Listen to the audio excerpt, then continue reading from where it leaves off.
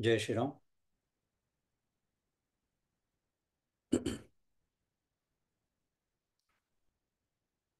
ज्ञानेश्वरी भावदर्शन अध्याय 9 आणि ओवी क्रमांक 70. इथपर्यंत आपला अभ्यास मागच्या वेळेला आला होता. बराच खंड पडला आहे, 4-5 आठवड्यांचा. अर्थात तो खंड माझ्यासाठी आहे. तुम्हा सर्वांचं खूप छान उजळणी झाली असं मला कळलं. पण माझ्यासाठी तो खंड असल्यामुळे थोडंसं विषय प्रवेश नेहमीच आपण करतो, थोडी उजळणी. कारण 9वा अध्याय आहे राजविद्या राजगुह्यम पवित्रम इदम उत्तमम. 9वा अध्याय राजविद्या राजगुह्यम पवित्रम इदम उत्तमम प्रत्यक्षावगमम धर्म्यम सुसुखम कर्तुम अव्ययम. मुद्दा आपला सुरू आहे की राजगुह्य गुह्यतम असं हे तत्वज्ञान. आणि गुह्यतम किंवा राजगुह्य म्हणण्याचा अर्थ असा की खरं सांगायचं झालं तर शब्दामध्ये व्यक्त करणं कठीण. त्याचा खरा अर्थ तो आहे की कारण शब्द हे मानवी बुद्धीचं प्रॉडक्ट शुद्ध मराठीमध्ये. आणि आपला जो श्लोक मागच्या वेळेला झाला होता 4थ्या क्रमांकाचा, मया ततमिदं सर्वं जगदव्यक्त मूर्तिना मस्थानी सर्वभूतानी न चाहम तेष्वस्थितः. आणि तसाच आता पुढचा श्लोक जो आजच्या अभ्यासात आपल्यासमोर येणार आहे, न च मस्थानी भूतानी पश्चिमे योगमैश्वरम भूतभृन्न च भूतस्थो ममात्मा भूतभावना इत्यादी. तो श्लोक आपण वाचूच या. पण मुद्दा माझा एवढाच होता की हे 2 श्लोक किंवा पुढचे एक 4 ते 10 श्लोक असा उल्लेख झालेलाच आहे, 5-6 श्लोकांचा हा जो गट आहे, याच्यामध्ये भगवंत जे तत्वज्ञान सांगणार आहेत ते इतकं गुह्य आहे की मी जसं म्हणालो, शब्दामध्ये मांडण्याची एक कमाल मर्यादा प्रत्यक्ष भगवंतच बोलतात आहे. पण भगवंत जरी बोलत असले तरी आपल्या बुद्धीच्या मर्यादा गृहीत धरूनच त्यांना बोलावं लागणार आहे, ज्याला मानवी बुद्धीच्या मर्यादा असं म्हणता येईल. आणि हे तत्वज्ञान शब्दामध्ये सुद्धा मांडणं कठीण आहे.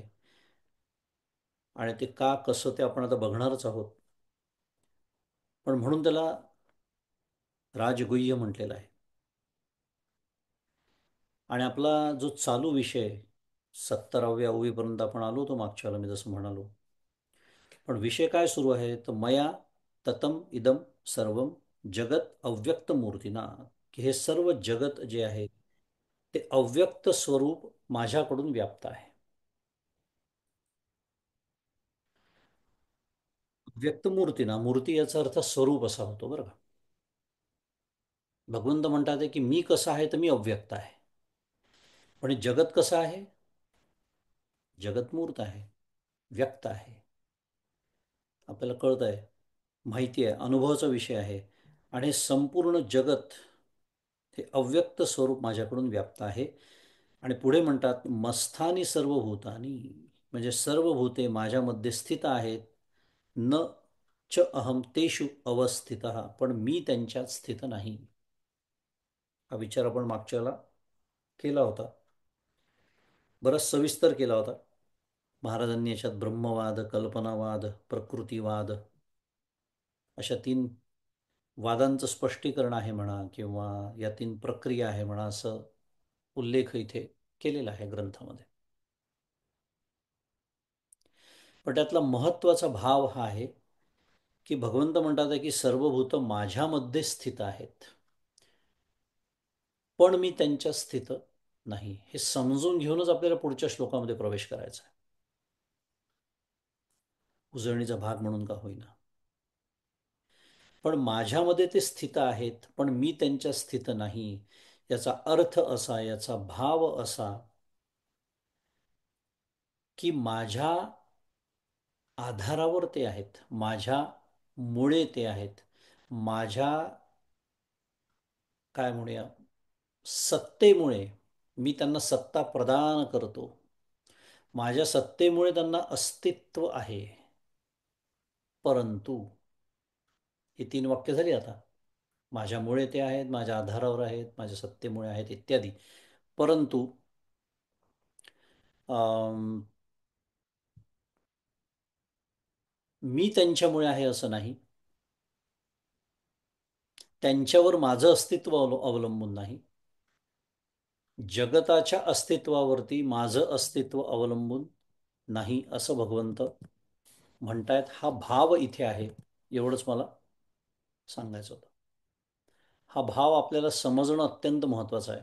कारण नाहीतर या शब्दांमुळे गोंधळ उडू शकतो थोडासा.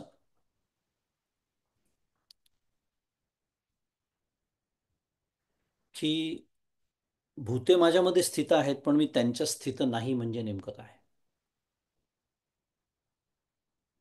उदाहरणार्थ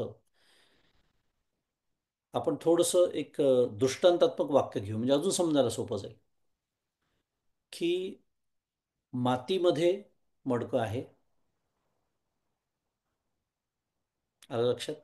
माझ्यामध्ये स्थित आहेत, मातीमध्ये मडकी स्थित आहेत, पण मडक्यामध्ये माती स्थित नाही. स्थित नाही, पुन्हा याचा अर्थ अर्थ असा की मडक्यावरती मातीचं अस्तित्व अवलंबून नाही, परंतु मडक्याचं अस्तित्व मातीवरती अवलंबून आहे. कापसावरती पटाचं अस्तित्व अवलंबून आहे, परंतु कापसाचं अस्तित्व पटावरती अवलंबून नाही. कापूस आहे म्हणून पट आहे, कापूस आहे म्हणून पट संभवतो. पटामध्ये कापूस आहे, कापसाशिवाय पट तयार होऊ शकत नाही. परंतु पट असला तरी आणि नसला तरी कापूस आहे. अलंकार असला तरी आणि नसलं तरी सोनं आहे. रांजण, माठ, पोळकी इत्यादी असलं तरी माती आहे, नसली तरी माती आहे. मला वाटतं आता भाव एक लक्षात आला असेल की भगवंत जे म्हणतात आहे की भूते माझ्या मते स्थित आहेत, पण मी त्याच्या स्थित नाही म्हणजे काय?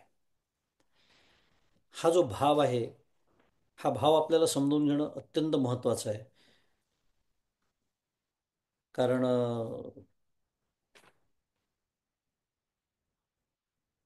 माझ्या विस्तारलेपणाचे ही नावे हे जगची नोहे आघवे. पुढे ओवीत विचारलेलं आहे 64 क्रमांकाच्या माऊलीने, की माझ्या विस्तारलेपणाच्या नावाने संपूर्ण जगतच नाही काय? मीच हा विस्तार पावलेलो आहे. आणि म्हणून या दृष्टीने काय आहे, हे सर्व भूत मुद्दा पुन्हा भगवंत म्हणतात आहे की हे संपूर्ण जगत जे आहे, हे माझाच विस्तार आहे, माझाच विलास आहे.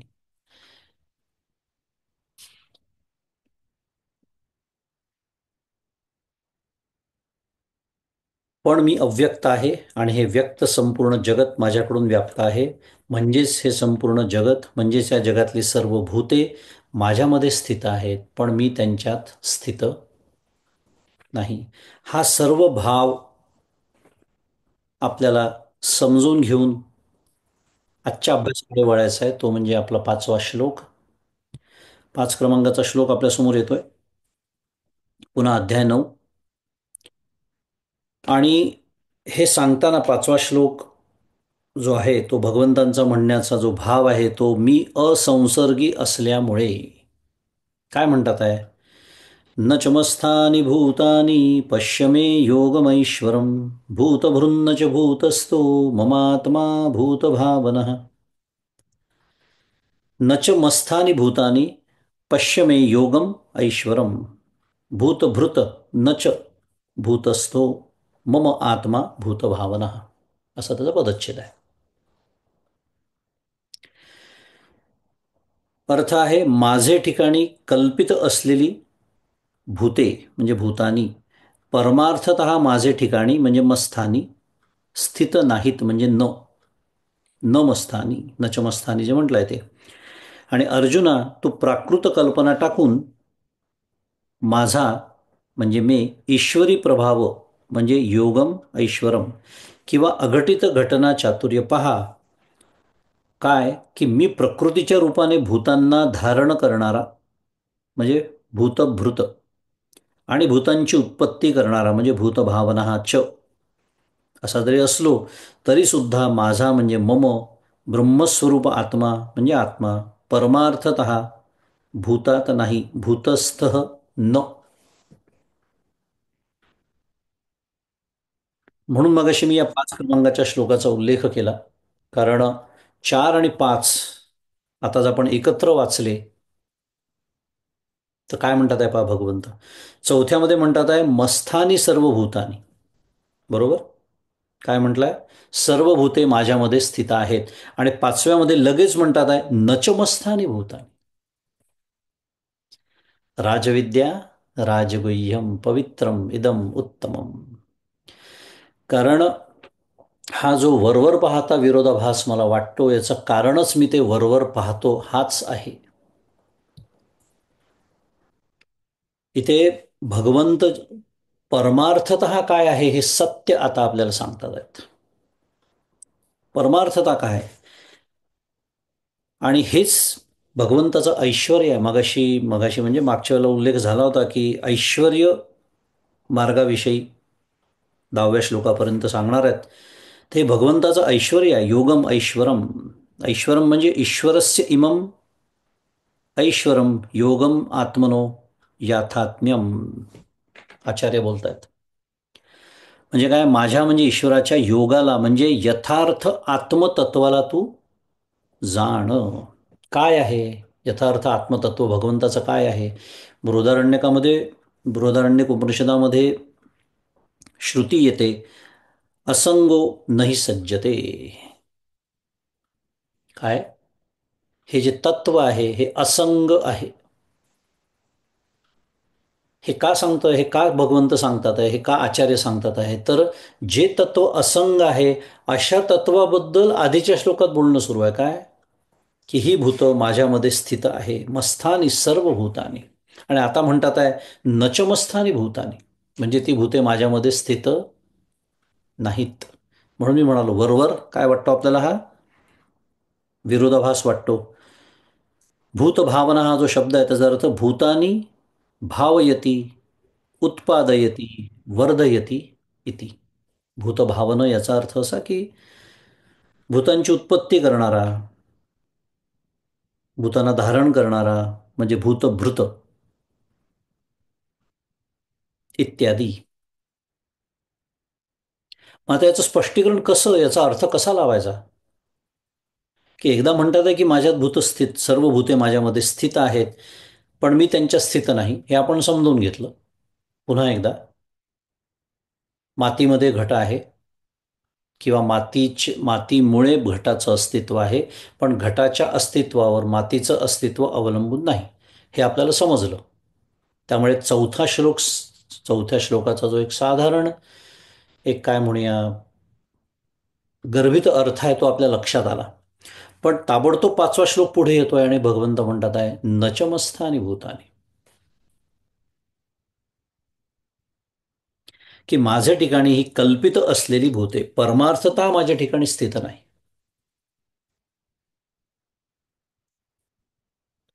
रज्जूच्या ठिकाणी असलेला सर्प.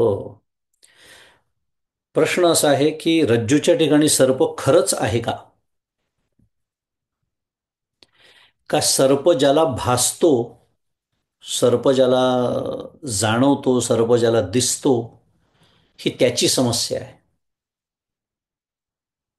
आता जे बोलणं सुरू आहे या श्लोकामध्ये श्लोक क्रमांक 5 मध्ये हे रज्जूच्या बाजूने बोलणं सुरू आहे. म्हणून परमार्थता हा जो शब्द आहे की परमार्थता माझ्या ठिकाणी स्थित नाहीत. वास्तविक त्या रज्जूच्या ठिकाणी सर्प नाही, पण सर्प मला भासतो आहे, मला त्याचा भास होतोय, मला त्याचा अनुभव येतोय म्हणा, मला तो दिसतो आहे म्हणा. आणि मला तो दिसतो आहे हे गृहीत धरून आधीचा श्लोक आहे बरं का. आपण वी आर ट्राईंग टू काय रिकन्साईल. मला सर्प दिसतो आहे हे गृहीत धरून आधीचा श्लोक आहे काय, की रज्जू सर्पाची जर भाषा वापरायची झाली तर रज्जूमध्ये सर्प स्थित आहे, पण सर्पामध्ये रज्जू स्थित नाही. आता अजून समजायला सोपं झालं. रज्जूवरती सर्पाचं अस्तित्व अवलंबून आहे, सर्पावरती रज्जूचं अस्तित्व अवलंबून नाही.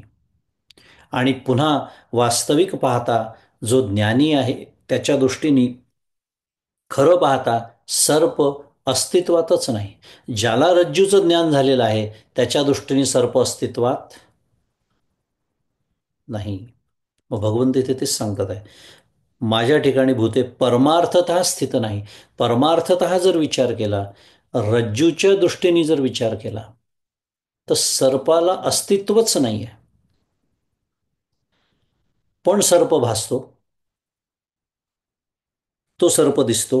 आणि म्हणून इथे त्याला ईश्वरी प्रभाव किंवा अघटित घटना चातुर्य म्हटलेला आहे, की तो प्रभाव असा आहे की हे जगत आपल्याला दिसतं, भासतं, अनुभवाला येतं, आपल्याला भेद दिसतो, आपल्याला भेद सत्य वाटतो, पण हे सर्व खरं अभेदच आहे. कारण जर सर्वत्र तोच आहे तर भेद सिद्ध होईल कसा. आणि भेद दिसणं, भासणं वेगळं आणि त्याला सत्यत्व वाटणं हा वेगळा, अजून वेगळा विषय तो. पण भगवंत म्हणतात आहे पुन्हा एकदा, की असं जरी असलं तरी सर्प दिसतोय ना, सर्प भासतोय ना, मग त्याची काहीतरी व्यवस्था लावून देणं भाग आहे.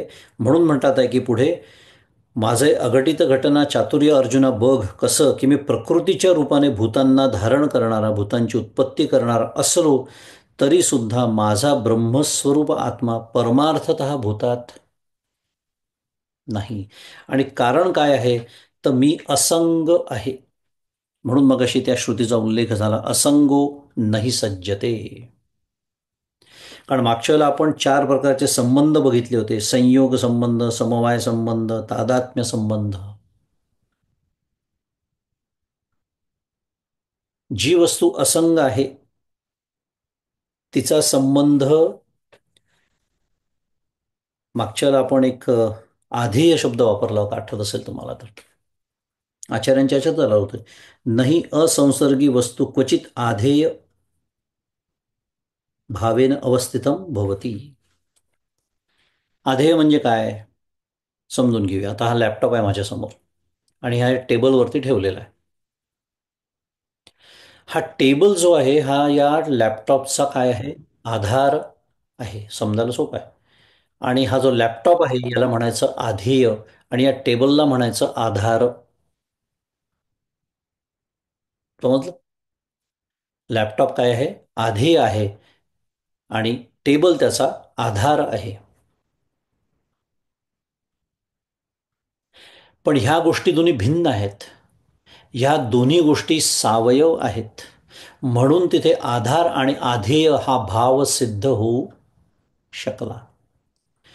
पण आता जर आपण रज्जू सर्पाचा विचार केला तर रज्जू आणि सर्प हे दोन गोष्टी वेगळ्या आहेत का, विचार करा बरं. मी समजा हा टेबल काढून टाकला तर लॅपटॉप आहे की नाही, आहे. लॅपटॉप काढून टाकला, टेबल आहे की नाही, आहे.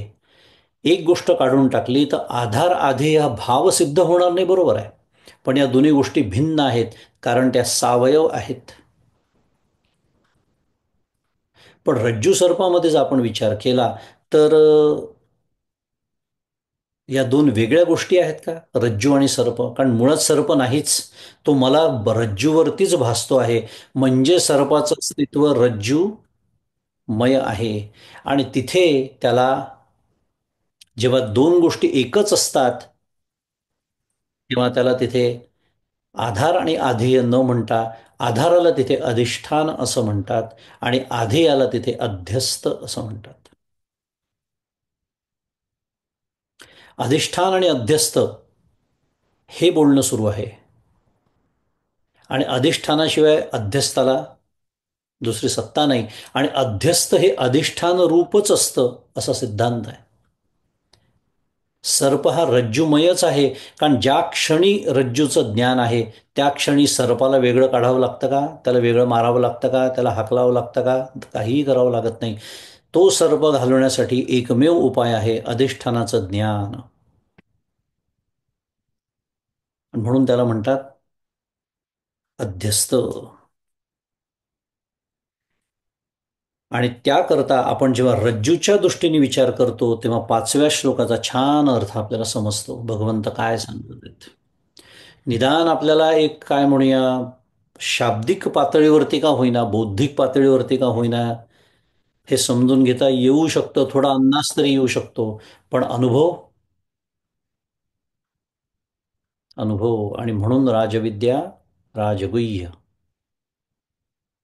पण किती पवित्रम, किती पवित्र, त्याचा झाला विचार करून खूप वेळा. हे ज्ञान झाल्यानंतर एका क्षणात सर्व कर्म जळून भस्मसात होतं. इतकं पवित्र हे ज्ञान. आणि ज्ञान याचा अर्थ अनुभव, प्रत्यक्ष एक रूपत्वाने येणारा अनुभव असा त्याचा अर्थ होतो. आणि म्हणून भगवंत म्हणतात की प्रकृतीच्या रूपाने भूतांना धारण करणारा, ज्याला हे जग सत्य वाटतं, ज्याला ही भूत सत्य वाटतात. सगळ्या 5 भ्रांती आपल्याला पाठ आहे, आपण सर्वजण अभ्यास करणारे लोक आहोत. मग त्याच्यासाठी काय आहे, त्याच्यासाठी त्या काय म्हणूया अनुभवाच्या त्या पातळीवरती जेव्हा स्पष्टीकरण देण्याची वेळ येते तेव्हा मी प्रकृतीच्या रूपाने भूतांना धारण करणारा आणि भूतांची उत्पत्ती करणारा इत्यादी.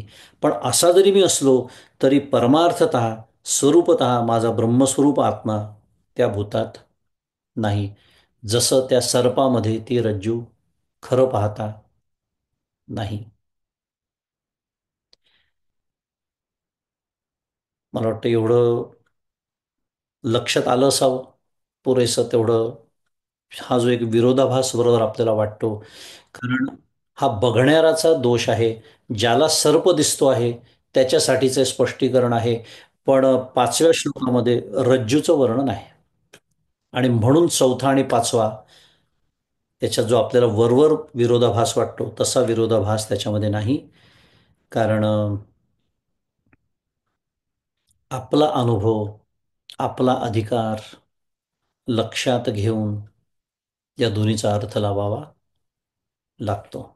आणि म्हणून इथे परमार्थतः हा जो शब्द आहे तो अत्यंत महत्वाचा आहे. म्हणून योगम ऐश्वरम पश्य मे, अर्जुनाला म्हटलेलं बघ माझा ऐश्वर्य.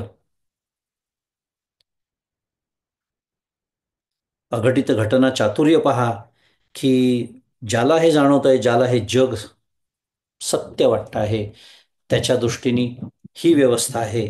आणि ज्याला ज्ञान झालेलं आहे त्याच्या दृष्टीने काय आहे, भगवंताच्या ठिकाणी परमार्थतः ही स्थित नाहीत. आणि स्थित नाहीत म्हणजे पुन्हा त्याच्या आधारावरती नाहीत, कारण मुळात ती नाहीतच. हे माझ्या कल्पनेचे खेळ आहेत. हे माझ्या कल्पनेची ही निर्मिती आहे. आणि कल्पना याचा अर्थ अज्ञानाची कल्पना. आणि तेच वर्णन आता पुढे या सगळ्या ओव्यांमध्ये येणार आहेत. आपण ओव्यांकडे वळूया. गीतादीपस्तंभमध्ये एक 5-6 श्लोकांचा गट आहे, त्यामुळे आत्ता तिकडे वळण्याची आवश्यकता नाही. माऊलींच्या अप्रतिम ओव्या या श्लोकावरती आहेत. आमुच्या प्रकृती पैलीकडील भावो, जरी कल्पने विण लागसी पाहो, तरी मज माझी भूते हेही वावो, जे मी सर्व म्हणवनी. 71 क्रमांकाची ओवी. काय म्हणताय माऊली, की जगाचे उपादान कारण असलेल्या प्रकृतीच्या पलीकडे असलेले आमचे पारमार्थिक स्वरूप, महत्त्वादी कार्ये सत्य असल्याची कल्पना टाकून जर पाहू लागशील तर माझे ठिकाणी भूते आहेत हेही म्हणणे व्यर्थ आहे. पारमार्थिक स्वरूप, पुन्हा एकदा रज्जूच्या बाजूनी जर विचार केला तर महत्त्वादी कार्ये ही सत्य असल्याची कल्पना जर टाकून दिली कारण हे प्रकृतीच्या पलीकडे असलेलं भगवंताचं जे पारमार्थिक स्वरूप आहे त्याचा जर विचार केला तर मग माझे ठिकाणी भूते आहेत हेही म्हणणे काय आहे, व्यर्थ आहे. कारण सर्व मीच आहे म्हणून भाव असा की माझ्या अद्वितीय पारमार्थिक स्वरूपाचे ठिकाणी वस्तुतः जगाचे उपादान कारण प्रकृती नाही. आणि म्हणून त्यांनी म्हणलं की महत्त्वादी कार्ये म्हणजे काय म्हणूया, प्रकृतीचं जे प्रथम स्वरूप म्हणूया, जगाच्या निर्मितीच्या आधीचं जिथून जगाची निर्मिती संभवते, हे सर्व वस्तुतः जगाचे उपादान कारण जी प्रकृती ती नाही, ती काय आहे, ती जीवाश्रित कल्पना नाही आणि कार्यात्मक भूतेही नाही, कारण मीच सर्व आहे. हे प्रकृती ही काय आहे, जीवाश्रित कल्पना. आणि व्यवहारता जरी ती भूते ही ईश्वराश्रित प्रकृतीपासून उत्पन्न होतात आणि अज्ञ जीवांना कल्पनेमुळे सत्य वाटतात, हे खरे असले तरी सुद्धा परमार्थत माझे ठिकाणी जगत कारणत्व नसल्यामुळे मी प्रकृतीच्या पलीकडे आहे व मला सत्यत्वाचा भ्रम नसल्यामुळे मी कल्पने वाचून आहे. सत्यत्वाचा भ्रम नसल्यामुळे म्हणजे जगत सत्यत्वाचा भ्रम मला नसल्यामुळे भगवंत म्हणतायत मी कल्पने वाचून आहे. काय महत्वाचं चाललंय सांगणं, आमुच्या प्रकृती पहिलीकडील भाव की प्रकृतीच्या पलीकडचा माझा जो भाव आहे, म्हणजे माझं जे स्वरूप आहे, माझा जो स्वभाव आहे, पारमार्थिक माझं जे स्वरूप आहे, त्याचा जर तू विचार करशील, ही जीवाश्रित कल्पना प्रकृतीची आणि भूतांच्या निर्मितीची आणि जगताच्या निर्मितीची ही जर टाकून देशील अर्जुना, तर काय आहे, मी परमार्थत माझ्या ठिकाणी जगत कारणत्व सुद्धा नाही, ना उपादान कारण ना निमित्त कारण. पारमार्थिक स्वरूपाचं वर्णन सुरू आहे. कारण 5व्या श्लोकाचा आशयच तो आहे. पुढे 72 क्रमांकाची उभी फार सुंदर वर्णन करते प्रसिद्ध ओविया माऊलींची. येरवी संकल्पाची सांज वेळे नावेक तिमिरे जती बुद्धीचे डोळे, म्हणून अखंडितची परी झावळे भूत भिन्न ऐसे देखील. की एरवी कल्पना ही जीवाश्रित असून त्या कल्पनेची संध्याकाळ जेव्हा होते तेव्हा काही काळ विचारात्मक बुद्धीचे डोळे अंधाराने झाकले जातात. मौलींचं एक सुंदर काव्यात्मक वर्णन. आणि म्हणून मी अखंड एकरस जरी आहे तरी पण कल्पनेच्या संध्याकाळामुळे माझे स्वरूप विशेष रूपाने अप्रकाशित व सामान्य रूपाने प्रकाशित जेव्हा असते, तेव्हा अशा अर्धवट स्थितीत मीच पंचमाभूतांच्या रूपाने व अनेक प्राण्यांच्या रूपाने भिन्न भिन्न असा दिसतो.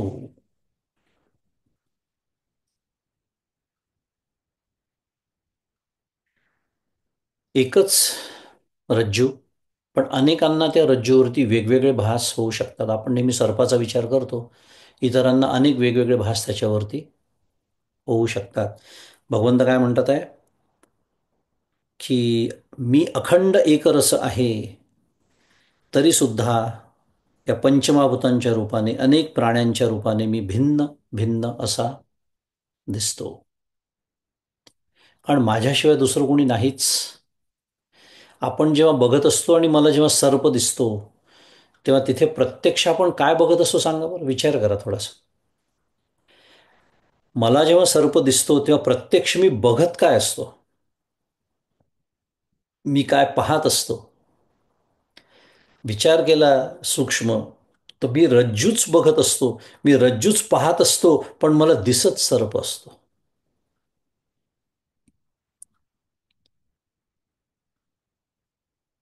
आणि हे का होतं तर माऊली छान वर्णन करतात आहे की कल्पनेची संध्याकाळ जेव्हा होते, सांज वेळ, एरवी संकल्पाची आहे सांज वेळे, पण तेव्हा काय होतं तर विचारात्मक बुद्धीचे डोळे अंधाराने झाकले जातात. म्हणून तर मला रज्जूच्या ठिकाणी सर्प दिसतो ना.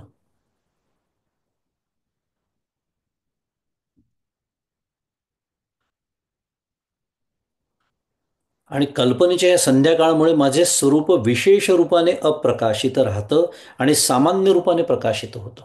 म्हणजे काय, आता मला सर्प दिसतो आहे याचा अर्थ, मला एक सांगा, दुसरा प्रश्न तुम्हाला विचारतो. समजा तिथे रज्जू नसतीच, सर्प दिसला असता का? साधी गोष्ट आहे. नाही. जर रज्जू नसती तर मला सर्प दिसला नसता. म्हणूनच मी मगाशी म्हणालो की आपण जेव्हा बघत असतो तेव्हा रज्जूच बघत असतो, पण मला दिसतो सर्प.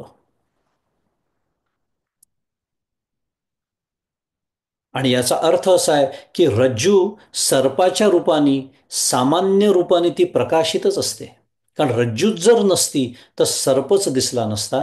म्हणजे सर्पाचं अस्तित्व रज्जूच्या अस्तित्वावरती अवलंबून आहे. सामान्य रूप म्हणजे ज्याची व्याख्या केलेली आहे की भ्रांती ज्ञानाशी अभिन्न होऊन, भ्रांती ज्ञानाचे वेळी सुद्धा जे प्रतीत होतं त्याला सामान्य रूप असं म्हणतात. पुन्हा सर्परज्जूकडे आपल्याला जावं लागणार आहे. सर्पाचं ज्ञान मला होत आहे की नाही, म्हणजे मला भ्रांती होते की नाही, म्हणजे भ्रांती ज्ञानाशी ते अभिन्न आहे की नाही ते ज्ञान, त्यावेळीही ते प्रतीत होत आहे. त्याला म्हणायचं सामान्य ज्ञान, त्याला म्हणायचं सत. उदाहरणार्थ, सर्परज्जू आता सोडून देऊ, जगाचं भान होते की नाही साध्या भाषेत आपल्याला, जग दिसतंय की नाही, जग कळतंय की नाही. मग हे जे काय म्हणूया, जगाला जे अस्तिपणा आलेला आहे, आहेपणा जो आहे जगातल्या यच्च यावत वस्तूंमध्ये जो आहेपणाचा गुण आहे, तो कुठून आलेला आहे? तो ब्रह्मतत्वाच्या सतपासून आलेला आहे. सतपासून अस्ति. अस्थिरूपाने मला जग कळतं. म्हणजे काय? जग मला कळत असताना, जग मला सत्य वाटत असताना, सर्प मला सत्य वाटत असताना, भ्रांतिकाली म्हणजे मला भ्रांती आत्ताही होते आहे असं असून सुद्धा तो कळतोय की नाही? अस्ति आणि भाती कळताय का नाही? ह्याला म्हणायचं त्याचं काय? सामान्य रूप. पण इथे काय म्हटलंय की विशेष रूपाने ते अप्रकाशित आहे. आणि विशेष रूप याचा अर्थ रज्जूचं ज्ञान.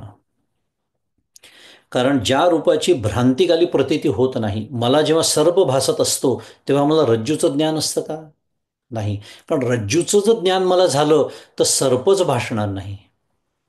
याला काय म्हणायचं? विशेष ज्ञान. भ्रांतिकाली त्याची प्रतीती होतच नाही, आणि प्रतीती जर झाली त्या ज्ञानाची तर भ्रांतीचाच नाश होतो. आणि त्याला म्हणायचं सच्चिदानंद, कूटस्थ, नित्यमुक्ताद इत्यादी, हे त्याचं विशेष रूप आहे. आणि म्हणून इथे म्हणतात आहे की सामान्य रूपाने ते प्रकाशित जेव्हा असतं तेव्हा अशा अर्धवट स्थितीत, आणि अर्धवट स्थितीत याचा अर्थ जशी ती सांज वेळ असते, संध्याकाळची अर्धवट स्थिती असते, ना धड प्रकाश असतो ना धड अंधार असतो, म्हणून सर्पाचा भास होतो.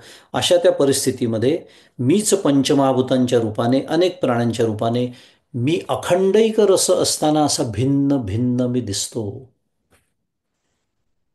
भेद, भ्रांती.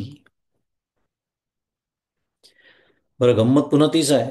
ज्ञानाला मग भेद दिसत नाही का? मी मगाशीचा मुद्दा म्हटला होता, त्यालाही दिसतो. कारण डोळे काम करणार म्हणल्यानंतर डोळ्याला भेद दिसणारच आहे. कारण रूप हा विषय आहे डोळ्याचा, आणि रूप अनेक आहेत. फरक काय आहे ज्ञानामध्ये आणि माझ्यामध्ये? मला हा भेद सत्य वाटतो, आणि ज्ञानाने तो अनुभव घेतलेला असल्यामुळे अखंडैक रस तत्वाचा हा भेद सत्य नाही असा निश्चय, दृढ निश्चय त्याचा असतो. त्याला बाध असं म्हणतात. दृढ मिथ्यात्व निश्चय ही बाधाची व्याख्या आहे. आणि हा फरक असतो जो ज्ञानी असतो त्याच्यामध्ये आणि माझ्यामध्ये. पुन्हा एकदा, सामान्य रूपाने मला हे सगळं दिसत असतं, हे प्रकाशित असतं, पण विशेष रूपाने अप्रकाशित असतं. आणि त्यालाच भगवंतानी आधीच्या श्लोकामध्ये काय म्हणलंय? जगदव्यक्त मूर्तीना, अव्यक्त मूर्तीना. आणि जेव्हा त्याचं ते अव्यक्त विशेष रूप माझ्या अनुभवाला येतं तेव्हा भ्रांती उरतच नाही, त्या काली भ्रांती उरत नाही. याला म्हणायचं विशेष रूप. तेची संकल्पाची सांज जै लोपे, तै अखंडितची आहे स्वरूपे, जैसे शंका जात खेवो लोपे साप पण माळेचे. माऊलींनी पण आणलाय तो साप. तीच कल्पनेची संध्याकाळ ज्ञानाने ज्यावेळी जाते, त्यावेळी मी अद्वैत रूपाने अखंड एकरस आहेच. जसे भ्रम जाताच माळेवर भासलेला सर्पपणा नष्ट होतो आणि माळेचे विशेष रूप स्पष्ट होते, त्याप्रमाणे कल्पना जाताच माझे वास्तव रूप प्रकट होते. थोडक्यामध्ये काय सांगणं सुरू आहे, या 5व्या श्लोकाचा जो आशय आणि या सर्व ओव्यांचा आशय काय आहे, तर ही सर्व जीवाश्रित कल्पना आहे. सर्प ही माझी कल्पना आहे. रज्जूच्या बाजूने सर्प सिद्ध होत नाही. आणि हे तोपर्यंत मला कळत नाही जोपर्यंत मला अधिष्ठानाचं ज्ञान नाही, म्हणजे जोपर्यंत मला रज्जूचं ज्ञान नाही. तोपर्यंत सर्प मला भिववतच राहणार आहे. तोपर्यंत हे जगत मला भिववत राहणार आहे. तोपर्यंत साध्या भाषेत बोलूया आता, काय होईल आणि कसं होईल हेच मी दिवसभर घोकत राहणार आहे. श्रीराम जयराम जय जयराम मला आठवणार नाही. कारण हे सत्य आहे ना सगळं. हे सगळं सत्य आहे. त्यामुळे मी केलेल्या कर्माचं फळ, आता हे खूप उच्च पातळीवरचं तत्वज्ञान सुरू आहे. मी थोडंसं ते आता I am trying to operationalise that, म्हणून मी थोडासा गिअर बदलतो आहे. याचा मला काय, मी हे कसं समजून घ्यायचं आहे, तर हे सत्य असल्यामुळे मी केलेल्या कर्माचं फळ मला मिळालंच पाहिजे आणि ते माझ्या वेळेप्रमाणेच मिळालं पाहिजे आणि ते मला जेवढं अपेक्षित आहे तेवढंच मिळालं पाहिजे. माझ्या आजूबाजूच्या व्यक्ती माझ्याच मताप्रमाणे वागल्या पाहिजे. हे काय आहेत? हे परिणाम आहेत कशाचे? जगत सत्यत्वाचे. माझं कर्तव्य मी उत्कृष्ट केल्यानंतर त्याला जे फळ प्राप्त होईल, एखाद्या व्यक्तीला मी योग्य काय अयोग्य काय हे सांगितल्यानंतर त्याचं वागणं बदलेल का न बदलेल हा त्याच्या 3 गुणांचा प्रश्न आहे. गुणेषु वर्तन्ते इति मत्वा सज्जते. हे ज्याच्या लक्षात राहत नाही त्यांनी समजून चालायचं की मी जग सत्यत्व जबरदस्त माझ्या अंतःकरणामध्ये अजूनही भरलेलं आहे. कितीही 9 अध्याय मला बौद्धिक पातळीवर जरी कळला तरी माझ्या वागण्याच्या पातळीवर तो उतरलेला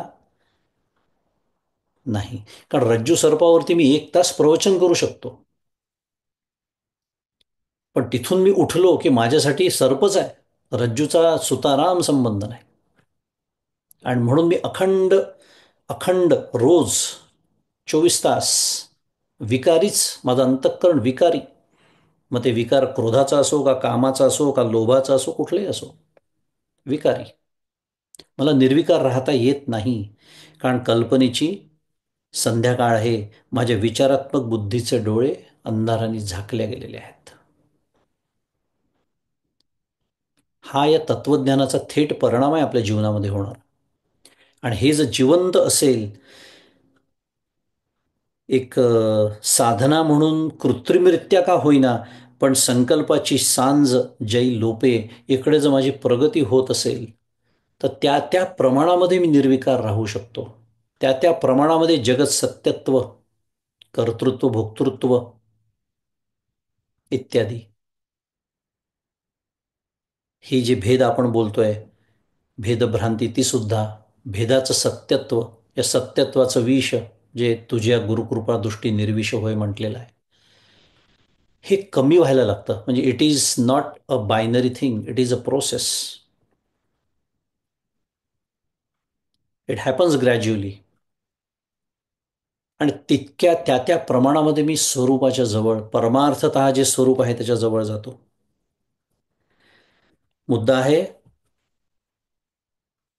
हे जीवाश्रित ही कल्पना आहे आणि ही कल्पनेची संध्याकाळ ज्ञानाने ज्यावेळी जाते, त्यावेळी अद्वैत रूपाने अखंड एकरस जे ब्रह्मतत्व परमेश्वर, त्याचं विशेष रूप स्पष्ट होतं. जसं माळेवर भासलेला सर्पपणा नष्ट होतो, कल्पना जाताच भगवंताचं वास्तव रूप प्रकट होतं. माऊली फार सुंदर दृष्टांत पुढे 2-4 ओव्यांमध्ये देत आहेत. 74 क्रमांकाची ओवी, येरवी तरी भूमी आतुनी स्वयंभ, काय घडया गाडगे यांचे निघती कोंभ, परिते कुलालमतीचे गर्भ उमटले की. प्रसिद्ध ओव्या त्या सगळ्या फार सुंदर ओव्या. माऊली म्हणते की एरवी जमिनीतून गाडगी आणि मडकी यांचे कोंब बाहेर येतात काय? तर नाही. परंतु कुंभाराच्या कल्पनेच्या पोटात जो आकाराचा गर्भ असतो तोच गाडग्या मडक्यांच्या रूपाने प्रकट होतो. परी ते कुलालमतीचे गर्भ उमटले की.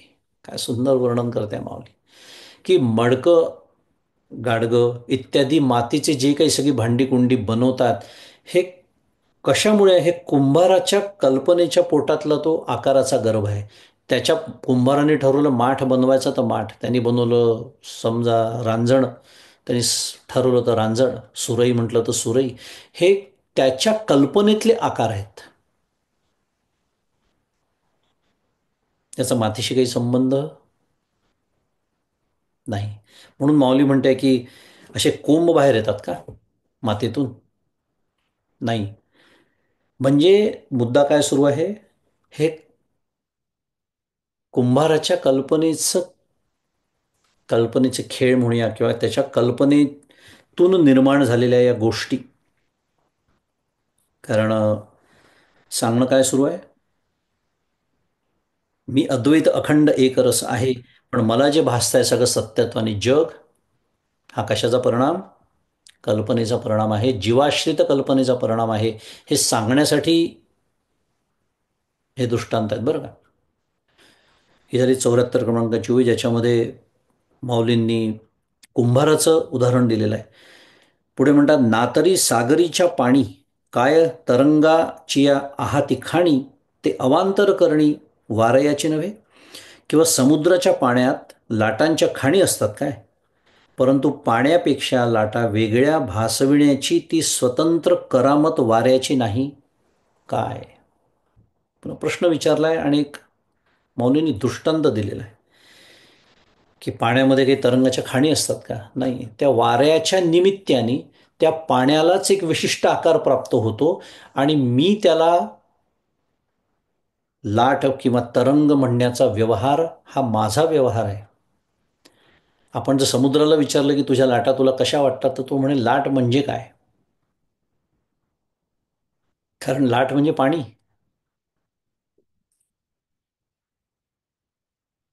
ते गाडगी मडकी म्हणजे माती, दुसरं काय आहे? पण हा व्यवहार मी करतो, याला सुरई म्हणतो, त्याला माठ म्हणतो, त्याला रांजण म्हणतो. हा माझा व्यवहार आहे. ही माझी कल्पना आहे. विषय तो सुरू आहे, अखंड बघतोय आपण, विषय तो सुरू आहे, ही कल्पना माझी आहे. हा सर्प आहे, ही माझी कल्पना आहे, जीवाश्रित कल्पना आहे. भगवंत त्याचं वास्तव स्वरूप स्वतःचं सांगतात आहे पारमार्थिक. पाहे पा कापसाच्या पोटी काय कापडाची होती पेटी, तो वेडी तयाची या दिठी कापड जाहल. माऊली पुन्हा प्रश्न विचारते की असे पहा की कापसाच्या पोटात उपजतच कापडाची पेटी असते काय, पण तो नेसणाऱ्याच्या दृष्टीने कल्पनेने कापड झालेला असतो. मी असं म्हणतो का कधी की मी कापूस नेसलाय म्हणून? खरं पाहता वास्तव तेच आहे बरं का. पण मी वस्त्र नेसलेलो आहे, काय जे काय असेल ते झब्बा पायजामा साडी, कापसाचं वस्त्र, असं गृहीत धरून बोलणं सुरू आहे. आता हे जे कापूस हा जो कापड हा जो प्रकार आहे, त्याला दिलेली वेगवेगळी नावं आहेत, शिवण्याचे वेगवेगळे आकार आहेत. ही कल्पना कोणाची आहे? हे माझ्या म्हणजे मनुष्याच्या कल्पनेतून निर्माण झालेल्या गोष्टी आहे. पण मुळात सूक्ष्म दृष्टीने पाहिलं तर ते काय आहे? कापूसच आहे फक्त. पण त्या कापसाचे धागे काढून त्याला उभे आडवे विणून त्यातनं जे एक पट नावाचा नवीन पदार्थ तयार केला असं आपल्याला वाटतंय. पण सूक्ष्मरीतीने पाहिलं तर तो कापूसच. पुन्हा काय सांगणं सुरू आहे? कापडाची पेटी किंवा कापड किंवा कापडाचे केलेले विविध कपडे म्हणूया, हे सर्व कोणाची तरी कल्पना आहे. जरी सोने लेणे होऊन घडे, तरी तयाचे सोने पण न मोडे. येर अलंकार हे वरिचिलीकडे, लेतयाचेनी भावे. जरी सोने अलंकार या रूपाने बनले तरी सुद्धा त्याचा सोनेपणा मोडत नाही. सोन्याहून भिन्न वाटणारे अलंकार हे केवळ सोन्याच्या वरच्या भागाकडे आणि ते सुद्धा घालणाऱ्यांच्या कल्पनेने निर्माण झालेले आहेत. सोन्याचा छोटा गोल असेल तर मी त्याला अंगठी म्हणतो, मोठा गोल असेल तर माळ म्हणतो. त्या दोनच्या मधला असेल तर पाटली म्हणतो, बांगडी म्हणतो. सोन्याचं सोने पण मोडलंय का? नाही. हे मी त्याच्यावरती केलेले म्हटलं तर काय आहेत? आरोप आहेत. एकाला बांगडी म्हणणं, एकाला अंगठी म्हणणं, एकाला माळ म्हणणं, हे त्याच्यावरती केलेले आरोप आहेत. सोनं सोने रूपाने तसंच आहे.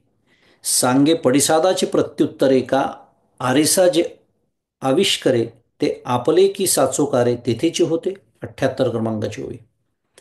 असे सांग की एखाद्या पर्वताच्या गुहेजवळ आपण शब्द उच्चारला असता त्या शब्दाला प्रतिध्वनीच्या रूपाने जी उत्तरे मिळतात, किंवा आरशात जे आपल्या मुखाचे प्रतिबिंब प्रकट होते, तो प्रतिध्वनी किंवा ते प्रतिबिंब आपलेच खरोखर असते का आपण नसतानाही पूर्वीच त्या गुहेत किंवा आरशात असते? मुद्दा तो सांगणं सुरू आहे. वेगवेगळे दृष्टांत माऊली देते आहे. तैसी, आता इथपर्यंत झाले 4 दृष्टांत झाले. माऊली म्हणतात, तैसी ये निर्मळ माझ्या स्वरूपी, जो भूत भावना आरोपी. छान शब्द आला आता. तयासी तयाच्या संकल्पी भूता भासू असे. निष्कर्षात्मक ओवी आहे की त्याप्रमाणे माझ्या शुद्ध निरुपाधिक स्वरूपाचे ठिकाणी जो मनुष्य भूतांच्या उत्पत्तीचा आरोप करतो, त्याच्याकरता आणि त्याच्या कल्पनेत मिथ्या भूते असतात. हे जे सगळं कुलालमतीचे गर्भ उमटले की कुंभाराच्या डोक्यातून ती कल्पना, म्हणून त्यांनी ते माठ, रांजण, सुरई, पुन्हा एकदा आपण त्या दृष्टांताकडे परत जातो आहे ही ओवी समजावून घेण्यासाठी. पण मातीच्या दृष्टीने विचार केला तर फक्त मातीच आहे. आधीही माती होती, त्यांच्या रूपाने माती आहे, आणि ते संपल्यानंतर सुद्धा पुन्हा मातीच आहे. आणि तैसी ये निर्मळ माझ्या स्वरूपी. निर्मळ, निर्मळ शब्द खूप महत्वाचा आहे इथे. निर्मळ याचा अर्थ केवळ तेच, त्याच स्वरूपाने तेच गोष्ट असणं, याला म्हणायचं निर्मळ. दोन सजातीय म्हणा किंवा विजातीय वस्तू एकत्र येतात तेव्हा त्याला मळ असं म्हणतात. पण जेव्हा तीच वस्तू असते तेव्हा त्याला निर्मळ असं म्हणतात. आणि म्हणून इथे निरुपाधिक असा शब्द वापरला, शुद्ध निरुपाधिक. जेव्हा प्रकृती नावाची उपाधी स्वीकारल्या जाते, जेव्हा जगत नावाची उपाधी स्वीकारल्या जाते, तेव्हा त्याच्या सोपाधिक स्वरूपाचं वर्णन सुरू असतं. आणि सोपाधिक स्वरूपाचं वर्णन सुरू असेल तर मस्थानी सर्व भूतानी, हे त्याचं सोपाधिक वर्णन आहे. हे जगत, ही भूत, हे गृहीत धरून बोलणं आहे. पण भगवंत सांगतात आहे माझं शुद्ध निरुपाधिक जे स्वरूप आहे त्याच्या ठिकाणी हा केलेला आरोप आहे. कशाचा? भूतांच्या उत्पत्तीचा हा आरोप आहे. आणि हा आरोप ही करणाऱ्याची कल्पना आहे. सर्प ही माझी कल्पना आहे, तिथे फक्त रज्जूच आहे. त्याला शास्त्रीय भाषेमध्ये अध्यारोप म्हणतात. माऊलींनी इथे आरोप शब्द ओवीतच आणलेला आहे. जो भूत भावना आरोपी, तयासी तयाच्या संकल्पी, म्हणून त्याच्याकरता त्याच्या कल्पनेत मिथ्या भूते असतात. फार सुंदर वर्णन आहे. त्याच्याकरता आणि त्याच्या कल्पनेत, म्हणून जो ज्ञानी असतो त्याच्यासाठी ते नसतात. आणि गंमत अशी आहे की काय म्हणूया, 99% जी लोक असतात जगामध्ये त्यांची हीच कल्पना असते. त्यामुळे 99% लोक उत्पत्तीचा आरोप करतात आणि त्यांच्याकरता त्यांच्या कल्पनेत हे सर्व आहे. म्हणून जे शहाणे, जे ज्ञानी, त्यांना ते वेडे समजतात. जे सांगतात की स्वरूपतः परमार्थतः हे नाही. कारण 99% लोकांचा अनुभव तो असल्यामुळे त्यालाच कशाचं स्वरूप प्राप्त होतं? शुद्ध मराठीत reality. That is how the define the reality. कारण परसेप्शन इज द रियालिटी. फार सुंदर इंग्लिशमध्ये. आणि सगळ्यांचं परसेप्शन शुद्ध मराठीत पुन्हा मॅच होत असल्यामुळे they define that as a reality. पण भगवंत सांगतात आहे की हा आरोप आहे माझ्या शुद्ध निरुपाधिक तत्वावरती केलेला. तेची कल्पिती प्रकृती पुरे तरी भूताभासू आधीच सरे मग स्वरूप उरे एक सरे निखळ माझे. तीच भूताभासाला उपादान कारण असलेली कल्पनारूप प्रकृती, ही कल्पना आपण ज्याला म्हणतोय ना जीवाश्रित कल्पना, तिचं स्वरूप काय आहे तर ती उपादान कारण असलेली प्रकृती आहे. ती ज्ञानाने जर नष्ट झाली तर मिथ्याभूते मुळातच संपलेली असतात. मग माझे शुद्ध एक रस स्वरूप उरते. ज्ञान झालं, प्रकाश टाकला त्या रज्जूवरती, सर्प तत्क्षणी नष्ट होतो कारण रज्जूचं ज्ञान होतं.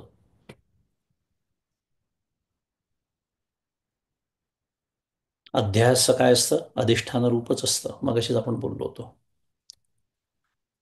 त्यामुळे मिथ्याभूते मुळात संपलेली असतात, मिथ्या सर्प संपलेला असतो आणि मग काय उरतं तर शुद्ध एक रस स्वरूप उरतं.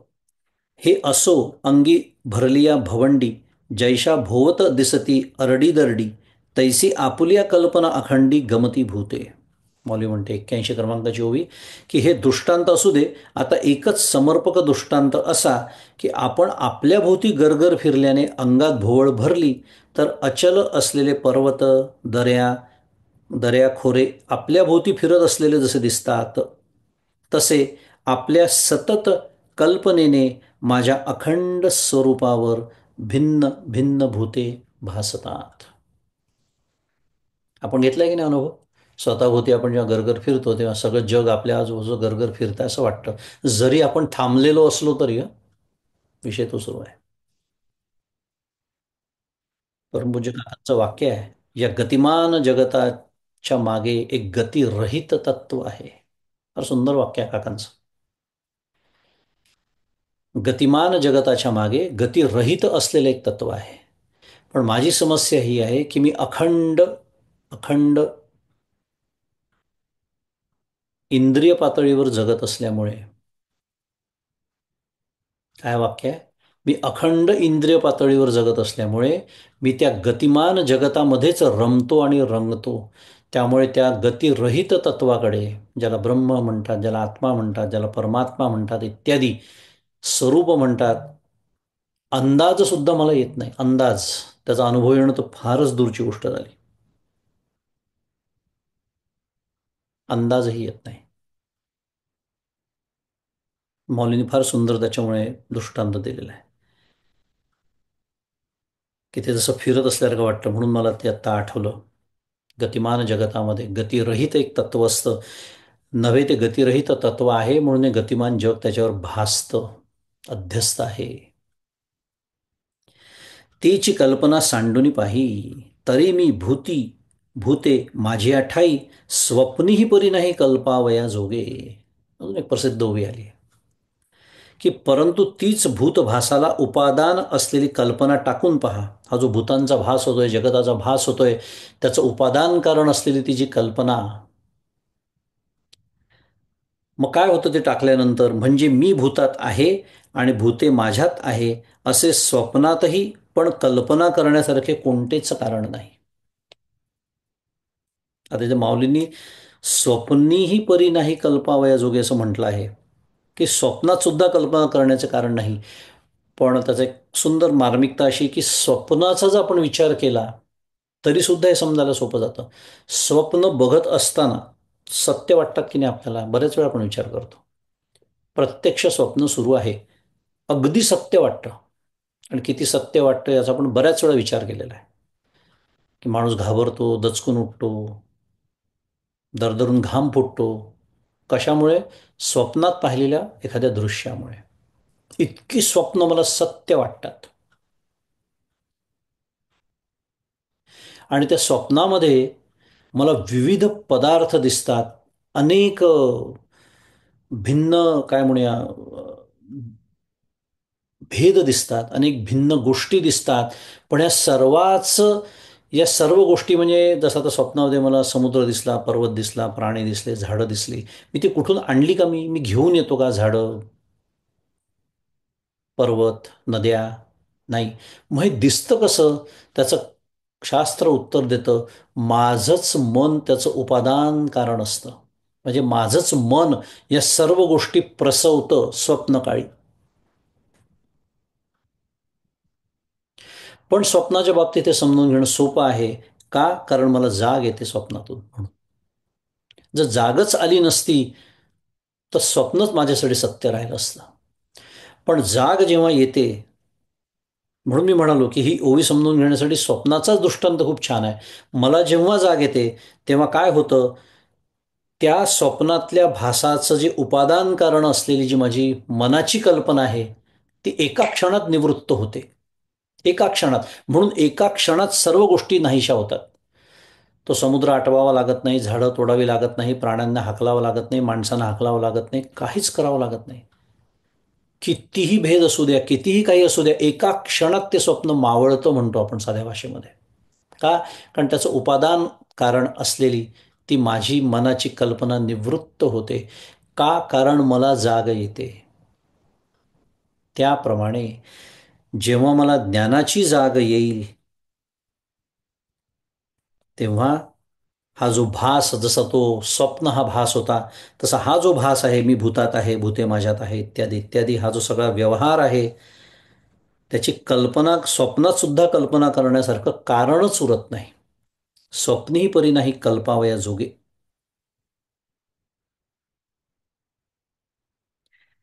आता मीच एक भूता ते धरता अथवा भूता माझी मी असता या संकल्प सन्निपाता आतुलिया बोलिया. आता मी एक भूतांचे धारण पोषण करणार आहे अथवा मी भूतांमध्ये राहणारा आहे, ही सर्व काय आहे, संकल्परूपी सन्निपातातली बोलणी आहेत. स्वप्नातली बोलणी आहेत संकल्परूपी. ही माझी जीवाश्रित कल्पना आहे. कारण मी जीव आहे, म्हणजे मी देह आहे, अशी घट्ट माझी कल्पना आहे. जग सत्य ही कल्पना आहे. हे असल्यामुळे मग त्याचं स्पष्टीकरण देणं भाग आहे. म्हणून मग त्याच्यासाठी मागच्याला जो उल्लेख झाला होता, प्रकृतीवाद आहे, ईश्वर कारणवाद आहे. पण परमार्थतः सत्य काय आहे? ब्रह्मवाद. त्याचा उल्लेख आधीच्या श्लोकामध्ये झाला होता. म्हणून परियेसी गा प्रियोत्तमा, यापरी मी विश्वेसी विश्वात्मा, जो इया लटिकिया भूतग्रामा भाव्यो सदा. म्हणून प्रियोत्तमा अर्जुना ऐक, याप्रमाणे जो मी विश्वाचा व्यापक आत्मा आहे तोच मी विश्वासह या मिथ्या प्राणी समुदायाला सर्व काळ उत्पन्न करण्याला योग्य असे अधिष्ठान आहे. ज्याप्रमाणे रज्जू सर्पाला अधिष्ठान आहे, विश्वाचा व्यापक आत्मा तोच मी विश्वासह म्हटलेला. विश्वाचा व्यापक आत्मा म्हणजे काय? आत्मा म्हणजे ज्याच्या सत्तेमुळे एखादी गोष्ट अस्तित्वात असते त्याला त्याचा आत्मा असं म्हणतात. मगाशी आपण बघितलं, सतमुळे अस्ति, चितमुळे भाती, आनंदामुळे प्रियत्व. अस्ति भाती प्रिय, हे जे सर्व मायेच्या प्रांतातले सर्व पदार्थ अस्तिभाती प्रिय ईश्वराच्या राज्यातले समजले जातात. पण मायेच्या प्रांतातल्या पदार्थांचा हा जो भाव आहे अस्तिभाती प्रियत्वाचा, त्याच्या पाठीमागे काय आहे? सत आहे म्हणून ती सत्ता प्रदान ईश्वराने त्यांना केलेली आहे. आणि म्हणून त्याला म्हटलंय विश्वाचा व्यापक आत्मा भगवंत म्हणतात आहे. मी विश्वाचा व्यापक आत्मा आहे, माझ्यामुळे त्याला अस्तित्व आहे. पुन्हा एकदा, रज्जूमुळे सर्पाला अस्तित्व आहे. रज्जूच नसती तर सर्पाचा प्रश्नच आला नसता. त्यामुळे अध्यासात्मक का होईना, हे जे अस्तित्व त्या सर्पाला आहे ते अधिष्ठानात्मक रज्जूमुळे आहे. रश्मीचेनी आधारे जैसे नवतेची मृगजळ आभासे, माझ्या ठाई भूत जात तैसे आणि मातेही भावी. जसे उखरभूमीचे ठिकाणी सूर्यकिरणांच्या आधाराने नसलेले मृगजळ भासते, त्याप्रमाणे माझे ठिकाणी कल्पनेच्या आधाराने नसलेला भूतसमुदाय भासतो. म्हणून तो मिथ्या आहे असे समज, आणि मलाही असेच समज की की म्हणून पुढची ओळ येणार आहे. पण पुन्हा एकदा कशाचा दृष्टांत दिलाय माऊलींनी? मृगजळाचा दृष्टांत दिलेला आहे की तिथे त्या सूर्यकिरणांच्या आधाराने मृगजळ भासतं, तसं कल्पनेच्या आधाराने हा भूत समुदाय म्हणजे हे जगत सत्य रूपाने मला भासतं. आणि मलाही असेच समज काय की मी ये परीचा भूत भावनू, परी सर्व भूतांसी अभिन्नू, जैसी प्रभा आणि भानू एकचिते. मी याच प्रकारचा मृगजळाचे अधिष्ठान असलेल्या उखर भूमीसारखाच जीवाश्रित कल्पनेच्या योगाने भूतांचा करता आहे, परंतु ज्याप्रमाणे मी सर्व भूतांशी अभिन्न आहे. काय म्हणजे मृगजळाचं अधिष्ठान असले, मृगजळाचं अधिष्ठान काय आहे तर उखर भूमी. पण मृगजळ आणि उखर भूमी याचा काही संबंध आहे का अर्थार्थी? प्रत्यक्षात काही संबंध आहे का? नाही. मग मृगजळी संकल्पना कोणाची आहे? पुन्हा ही जीवाश्रित कल्पना आहे. मला मृगजळ भासतं. त्या उखर भूमीला जर विचारलं की तुझ्यावरती इतकं सगळं पाणी आहे तर तू ओली होतेस का, तर ती भूमी हसेल की नाही मला?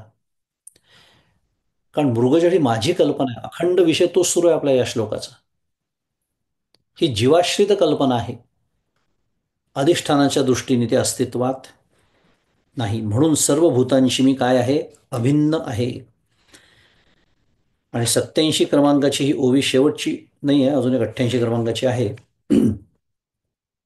हा अमुचा ऐश्वर योगू, तुवा देखिला की चांगू, आता सांगे काही एथ लागू, भूतभेदाचा असे. हाच तो ऐश्वर योग आहे असं वर्णन माऊली इथे करते की हा आमचा ईश्वरी प्रभाव. कारण मगाशीच्या श्लोकामध्ये जे पद आलं आहे, पश्यमे योगमैश्वरम, हे जे माझं ऐश्वर आहे ईश्वराचं ते तू पहा. हा आमचा ईश्वरी प्रभाव तू चांगला विचार करून बघितलास ना, मग आता मला असे सांग की माझ्या पारमार्थिक स्वरूपांशी महत्त्ववादी देहापर्यंत असलेल्या भूतविशेषांचा काही लाग म्हणजे संबंध आहे काय? लाग म्हणजे संबंध. तुवा देखीला की सांगू, आता सांगे काही इथं लागू भूतभेदाचा असे. की हे माझं ऐश्वर जर तुला चांगलं कळलं असेल तर महत्त्ववादी सारखा त्याचा उल्लेख ते करतायत. कारण महत् हे पहिलं तत्व, त्याच्यामध्ये सर्व बीज रूपाने असलेले जीव, आपण सारखं त्याचा विचार करतो. तिथपासून तर आत्ता या माझ्या देहापर्यंत, जे इंद्रिय गोचर हा देह किंवा हे जग म्हणूया, त्याचा काही संबंध आहे का माझ्या या पारमार्थिक स्वरूपाचा, हे तूच सांग, असं भगवंत म्हणतायत. आणि भगवंतांनी मागील 4 वाक्यांनी 4 प्रकारच्या संबंधांचा निषेध केला आहे आणि त्याचाच येथे लाग शब्दाने अनुवाद केला आहे. ते 4 संबंध असे कोणते? तर भूमीच्या आधाराने वृक्ष राहतो, त्याप्रमाणे मला भूते आधार आहेत व मी भूतांच्या ठिकाणी आधेय रूपाने राहतो असे नाही. कारण माझी सत्ता स्फूर्ती भूतांच्या आधारावर नाही आणि या आधाराध्येय संबंधाचा निषेध न चाहम तेषु अवस्थित या वाक्याने केलेला आहे. 4थ्या श्लोकात आपण शेवटच्या चरणाचा तो विचार केला होता काय? की भूते माझ्यात स्थित आहेत पण मी त्यांच्यात स्थित नाही. पुन्हा एकदा, अलंकारात सोनं आहे, सोन्यात अलंकार नाही. पटात कापूस आहे, कापसात पट नाही. मुद्दाम दृष्टांताकडे परत जायचं म्हणजे सिद्धांत समजून घ्यायला मदत होते. त्यामुळे भगवंताची जी सत्ता स्फूर्ती ही भूतांच्या आधारावर नाही आहे. हे जगत नाही तरीही तो आहे. जे हे विश्वपण नासलेनी न नासे. माऊलींची आधीच्या एक ओवी येऊन गेलेली सुंदर. जे विश्वचे होऊनी असे, परी विश्वपण नासलेनी न नासे, जैसे शब्द पुसले अर्थ न पुसे. अशा टाईपची ओवी आहे काहीतरी. शब्द पुसिल्या न पुसे अर्थू जैसा. बरोबर आहे, असं चरण आहे त्याचं. शब्द पुसिल्या न पुसे अर्थू जैसा. माऊलीने तिथे दृष्टांत दिलेला आहे. मुद्दा काय? की हे जग नसतानाही ते आहे, जग आहे तरी ते आहे, जग नसेल तरी ते आहे. म्हणजेच इथे जे सांगणं सुरू आहे की सत्तास्फूर्ती जी आहे भगवंताची ती भूतांच्या आधारावर नाही आहे. भूत असली आणि नसली तरी ती सत्तास्फूर्ती अखंड आहे. म्हणून भगवंत आधाराध्येय संबंधाचा नाही, त्याचा निषेध केला आहे. म्हणून न चाहम तेष्वस्थित या वाक्याने केला आहे. दुसरा काय संबंध आहे? आता मी अधिष्ठान, मगाशी भगवंतालाच आधेय म्हटलं, त्याचा तर निषेध अगदी स्वाभाविक आहे. पण आता मी अधिष्ठान आणि भूते माझ्या ठिकाणी अज्ञानाने आरोपित असेही नाही, कारण भूतांचा आरोपितपणा जीवाच्या अज्ञानावस्थेतच आहे. आपण त्याचा आत्ता केला एवढा सगळा 1 तास तोच विचार सुरू आहे आपला. आणि माझ्या अद्वितीय स्वयंप्रकाश स्वरूपाच्या ठिकाणी पारमार्थिक सत्तेने अज्ञान आणि भूते या दोघांचा अत्यंत अभाव आहे. अभावाचे अनेक प्रकार आहे, त्यातला एक अभाव इथे सांगितला आहे, अत्यंत अभाव. म्हणजे हे कधी अस्तित्वातच नाही, कधी शक्यच नाही, त्याच्याबद्दल बोलणं सुरू आहे. आणि म्हणून या आरोप्याधिष्ठान संबंधाचा निषेध कशाने केला आहे? तर नचमस्थानी भूतानी या वाक्याने केलेला आहे. नचमस्थानी भूतानी 5व्या श्लोकातलं पहिलं चरण, आजचा जो आपण श्लोक बघतो आहोत, की माझ्या ठिकाणी खरं परमार्थतः ही भूते नाही, कारण ती सिद्धच होत नाही. तिसरा संबंध म्हटलाय, मातीपासून घटाची उत्पत्ती होते, म्हणून माती ही घटाची धारक आहे. त्याप्रमाणे मी भूतांचे कारण आहे आणि त्यामुळे मी भूतांचा धारक आहे, असे परमार्थतः संभवत नाही. आणि या धार्यधारक संबंधाचा निषेध पुन्हा भूतभृन्नच्या वाक्याने केलेला आहे. भूतभृन्नच भूत असतो, भूतभृत असा त्याच्या पाठीमागचा अर्थ. म्हणजे मी प्रकृतीच्या रूपाने भूतांना धारण करणारा किंवा भूतभावना म्हणजे भूतांची उत्पत्ती करणारा असलो तरी पुन्हा एकदा ही जीवाश्रित कल्पना गृहीत धरून बोलणं सुरू आहे. परमार्थतः धार्यधारक संबंध भगवंत म्हणतात आहे माझ्यामध्ये आणि भूतांमध्ये नाही. आणि शेवटचा संबंध, कुंभार घटाचा उत्पादक तसा मी भूतांचा उत्पादक आहे असेही नाही. कारण काय आहे? मी असंग आहे, मी निष्क्रिय असल्यामुळे माझे ठिकाणी भूतांचे उत्पत्ती कर्तृत्व संभवत नाही. म्हणूनच मी मग सुरुवातीला म्हणालो, ना तो उपादान कारण आहे ना तो निमित्त कारण आहे, परमार्थात हा विचार केला तर. आणि शिवाय निमित्त कारण व कार्य यांच्यात भेद असतो. कुंभार निमित्त कारण आहे आणि कार्य मडक आहे. मडका आणि कुंभारात भेद आहे की नाही? आहे. तसा मी आणि भूते यांच्यात भेद नाही. दोन पदार्थांवर आधारित, कारण हे दोन पदार्थांवर आधारित आहे. मगाशी आपण त्याचा विचार केला, इथे आधार आधेय भाव नाही. असलाच तर कुठला आहे? अधिष्ठान अध्यस्त. खरं तोही परमार्थता नाही, पण अध्यास गृहीत धरून बोलणं होतं म्हणून. पण दोन पदार्थांवर आधारित या उत्पाद्य उत्पादक संबंधांचा निषेध कशाने केलाय? न भूतभावना. जसं मगाशी भूतभृन नच, तसं न भूतभावना. कल्पना गृहीत धरली तर मीच त्यांचे काय करतो? भूतांना धारणही करतो, भूतांची उत्पत्तीही करतो. पण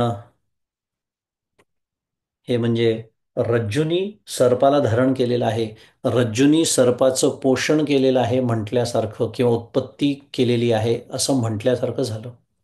रज्जूमुळे होत आहे बरोबर आहे, पण हा मला होणारा भास आहे. रज्जूच्या दृष्टीने सर्प पुन्हा एकदा अस्तित्वात नाही. आणि म्हणून कोणताच लाग म्हणजे संबंध संभवत नाही. कोणताच संबंध संभवत नाही. जे पारमार्थिक स्वरूप आहे भगवंताचं आणि या जगताचं. वेळ होऊन गेली आहे, पण एकच ओवी राहिली आहे, ती घेऊया 88 क्रमांकाची. या लागी मजपासूनी भूते आने नव्हती हे निरुते, आणि भूता वेगळी या माते कहीच न मनी हो. याकरता माझ्याहून भूते वेगळी नाहीत, आणि मलाही तू भूता वेगळा कधीच मानू नकोस हो. असं हे अत्यंत गुह्य तत्वज्ञान भगवंत अर्जुनाला म्हणजेच आपल्या सर्वांना सांगतायत. आणि पुन्हा मगाशी मी जसं म्हणालो की एक शब्दाची सुद्धा मर्यादा असते. कारण हे कितीही रज्जू सर्प हे दृष्टांत किंवा सोने अलंकार, कापूस आणि पट, माती आणि घट इत्यादी हे दृष्टांत जरी समजायला आपल्याला सोपे असले तरी प्रत्यक्ष जगतामध्ये हे सर्व जग दिसत असताना, भासत असताना, रोज मी त्याचे अनुभव घेत असताना, रोज त्याच्यापासून मला त्रास होत असताना, मगाशी मी वर्णन केलं ते सगळं.